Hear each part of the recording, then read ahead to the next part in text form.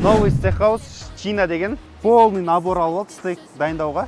Вот көбісі менен сұрайды Инстаграмда, қандай наборды қайдан аламыз, не аламыз, айтып жіберші деп ше. Давайте мен осы видеода сіздерге полный тауға шығып, налайте келіп, 1-2 сағатта стейк дайындап, қалаға барып, жұмыста айыру үшін қандай набор алу керек, соны айтып жіберейін. Жүріңіздер. Короче, мынандай газ плита, бұл бізде Каспийда 3700 теңге тұрады. Бар болғаны осындай керек. Потом орындық мынандай.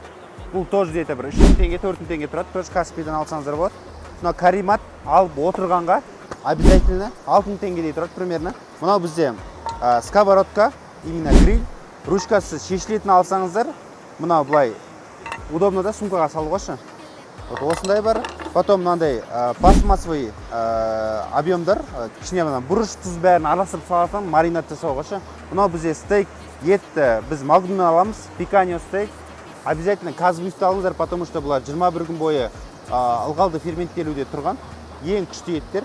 Обычный арзан еттер, базардағы еттерді алсаңыздар жарамайды ол стейк дайындауға. Мынандай набор, пышақ, қасық бәрі болатын. 4000 теңгедей тұрады примерно, мощный. Шепчик аударуға. Мынау доска бізде 1500 теңге тұрады шығар максимум. Мына тоже 500-600 теңге тұратын объем, ішіне оливковый масло саламыз для жарки.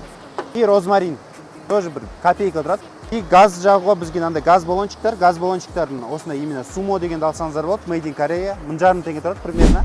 Тоже алып алыңыздар, бір 2-3 алып алсаңыздар жетеді в принципе. Осына стол. Бұл стол 6000 теңге тұрады примерно. Тоже туристический стол қойдым, дайындап алдым. Примерно общий бір 30-35 теңге шығады плюс-минус. И сумка ішіне салып кете бересіздер. Вот, мына жерде үстінде саналып тұрады полностью. Бәрін Каспийдан заказ берсеңіздер болады, максимально арзан. Болмасам барахолкаға барып алсаңыздар болады. Просто барахолкада алда кету мүмкін да.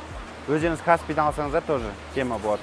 Вот, в принципе, осы видеоны сақтап алыңыздар, обязательно тауға келіңіздер. Мынандай керемет табиғатта стейк дайындаңыздар, шабыттаныңыздар, заряжаться етіп, қалаға түсіп, от души жұмыс істесеңіздер, короче.